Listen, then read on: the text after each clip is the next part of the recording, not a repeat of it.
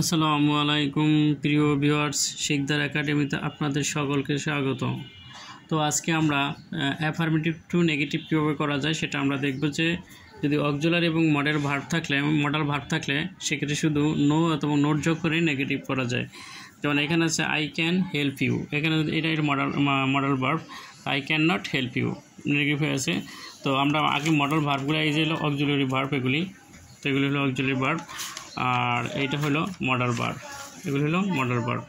তো এই modal verb আর auxiliary verb থাকে, তাহলে আমরা শুধুমাত্র নো অথবা নট যোগ করে নেগেটিভ হয়ে যায়। যেমন এখানে আছে ক্যান একটা মডেল ভার্ব, তাই সেক্ষেত্রে আমরা কী করতে পারি, নট যোগ করতে পারি, তাহলে ক্যান নট হেল্প ইউ। আবার আছে এটা আছে auxiliary verb, we R helping, we are not helping. মূল ভিডিওটি দেখার জন্য মূল চ্যানেলে যান, তাহলে হয়তো বা সম্পূর্ণ আলোচনাটা আপনারা দেখতে পারবেন।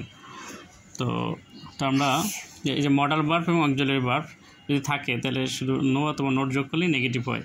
তাহলে এখন দেখেন যে এখানে আমরা প্রেজেন্ট ফর্মে মডেল অক্সিলারি ভার্বগুলো কী আছে দেখা যাচ্ছে। Am, is, are, have, has, have been, has been, was, were, এটা হচ্ছে পাস্ট ফর্মে, হ্যাড বিন। আবার shall, will, shall be, will be, shall have, shall have been, will have been. এর 12টা future টেন্সে এই কয়টা, আর পাস্ট টেন্সে কয়টা, প্রেজেন্ট টেন্সে কয়টা, সর্বমোট 12টা টেন্সে 19টা সাহায্যকারী ভার্ব আছে অক্সিলারি ভার্ব। আর মডেল ভার্ব হলো এই কয়টা, যে can, could, may, might, shall, should, will, would, must, need, dare, ought to. আর এগুলির সাথে যদি আমরা, এই কটা হলো মডেল ভার্ব আর এই কটা হলো অক্সিলারি ভার্ব। এই মডেল ভার্ব এবং অক্সিলারি ভার্ব যদি থাকে, শুধু নো অথবা নট যোগ করলেই সেন্টেন্সটি নেগেটিভ হয়ে যাবে। এটা সকল শ্রেণীর সকল মানুষদের জন্যই, যারা পড়ালেখা করে সকল ক্লাসের জন্যই প্রয়োজন। স্পিকিংয়ের জন্য প্রয়োজন, রিটেনের জন্য প্রয়োজন, এবং 1 থেকে শুরু করে পড়ার শেষ পর্যন্তই এই ব্যাপারটা প্রয়োজন, হাবোধক অথবা নাবোধক। তাহলে এখানে যে আই ক্যান হেল্প ইউ, এখানে এই ক্যান হলো মডেল ভার্ব, তাহলে ক্যানের লগে আমরা যদি নট যোগ করি তাহলে কী হয়ে যায়, নেগেটিভ হয়ে যায়। I can not help you. তাই উই আর প্লেয়িং, এটা হলো auxiliary verb, we are not playing, তাহলে এখানে কি নেগেটিভ হয়ে গেল। যেমন উই মাস্ট ডু ইট, আমরা এটা অবশ্যই করব, তাই we must not do it, তাহলে কি এই যে মাস্ট হলো মডেল ভার্ব আর এর লগে নট যোগ করা হলো। তাহলে যদি অক্সিলারি এবং মডেল ভার্ব থাকে তাহলে কী করতে হবে, শুধু নো অথবা নট যোগ করলে নেগেটিভ হবে। আমি আবারও বলছি, অক্সিলারি এবং মডেল ভার্ব যদি থাকে তাহলে নো অথবা নট যোগ করলেই নেগেটিভ হবে। তাহলে এখানে যদি অক্সিলারি এবং মডেল ভার্ব না থাকে তাহলে আমরা কি করব সেক্ষেত্রে। তো যেমন সেক্ষেত্রে আমরা do not, does not, did not দ্বারা নেগেটিভটা করব। যেমন অক্সিলারি এবং মডেল ভার্ব যদি না থাকে তাহলে ডু নট ব্যবহার করব, ডাজ নট ব্যবহার করব, ডিড নট ব্যবহার করব, 3টা ব্যবহার করব। যদি যেমন এখানে এই সেন্টেন্সটায় যেমন আই গো টু স্কুল, এখানে কোনো ধরনের কি নাই, কোনো অক্সিলারি ভার্বও নাই, মডেল ভার্বও নাই, কোনো ভার্বই নাই। তাহলে আমরা কি করব এখানে, তাহলে আমরা প্রশ্ন থাকতে পারে ডু নট আনবো না ডাজ নট আনবো না ডিড নট আনবো, তো আমরা এখানে ডু নট নেব। তো I do not go to school. We come here every day, we do not come here every day. কারণ এখানেও কোনো ধরনের মডেল ভার্ব, ওই can, could, may, might, shall, should, am, is, are, এগুলি কোনো কিছুই নাই। তাহলে এই জন্য আমরা কি না ডু নট আনলাম। আবার এখানে দিলাম আমরা কি, হি গোজ টু স্কুল, এখানে আমরা লিখলাম কি, he does not go to school. যদি ভার্বের সাথে এস বা ইয়েস থাকে তাহলে আমরা ডাজ নট বসাবো, যদি ভার্বের সাথে এস বা ইয়েস থাকে তাহলে আমরা ডাজ নট বসাবো। আর ডাজ নট বসলে মূল ভার্ব থেকে আবার এই ভার্ব থেকে কি এস বা ইয়েস বাদ দিব। যেমন এখানে ইয়েস আসছিল, ডাজ নট বসাইছি, তা ডাজ নট বসানোর পরে এখানে আবার গো বসানো হয়েছে, গোজ বসানো হয় নাই। যদি ভার্বের সাথে এস বা ইয়েস থাকলে তা ডাজ নট বসবে, আর ডাজ নট বসলে মূল ভার্বের লাগে এস বা ইয়েস বাদ যাবে। তাহলে আমরা আরেকটা উদাহরণ দেখি এখানে। যেমন এখানে শি কেম হেয়ার, সে এখানে এসেছিল।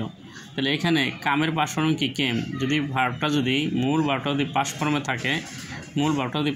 থাকে, এখানে তাহলে কি করতে হবে, কাম যদি কেম তাহলে কি ডিড নট ইউজ করতে হবে। এই যে আমরা ডিড নট ইউজ করছি, তাহলে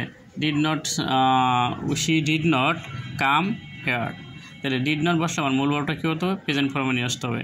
ডিড নট যদি বসানো হয় তাহলে মূল ভার্বটা প্রেজেন্ট ফর্মে নিয়ে আসতে হবে। কারণ উই মেট উইথ হিম, আমরা তার সাথে সাক্ষাৎ করেছিলাম। এই যে মেট আছে, এই যে মিট MWT, মিটের পাস্ট ফর্ম হলো মেট। তাই মেটের পাশ ফর্ম মেট, তাই এটা পাশ ফর্ম আছে, যার কারণে আমরা এখানে ডিড নট বসাইছি। তাহলে ডিড নট বসলে আবার পরবর্তী ভার্বটা হবে কি প্রেজেন্ট ফর্ম হবে। তাই I did not meet with him. মূল কথা হলো যদি ভার্বটা পাস ফর্মে থাকে তাহলে ডিড নট বসবে, আর ডিড নট বসলে পরবর্তী ভার্বটা প্রেজেন্ট ফর্ম হবে। আর ডিড নট তো ওভারঅল কথা হলো যদি অক্সিলারি এবং মডাল ভার্ব না থাকে তাহলে do not, does not, did not দ্বারা আমাদের সেন্টেন্সটি নাবোধকে পরিণত করতে হবে অথবা নেগেটিভে পরিণত করতে হবে। তো আমি এখানে আরেকটা উদাহরণ দিয়ে রাখি, যেমন আই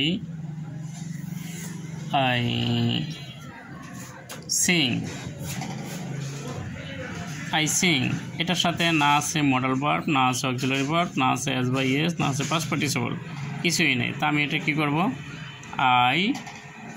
আমি সামনে লিখতে পারি আই ডোন্ট অথবা ডু নট সিং।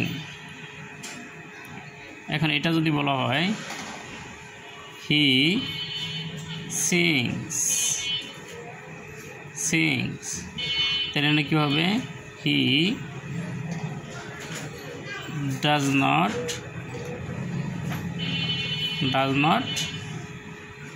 সিং।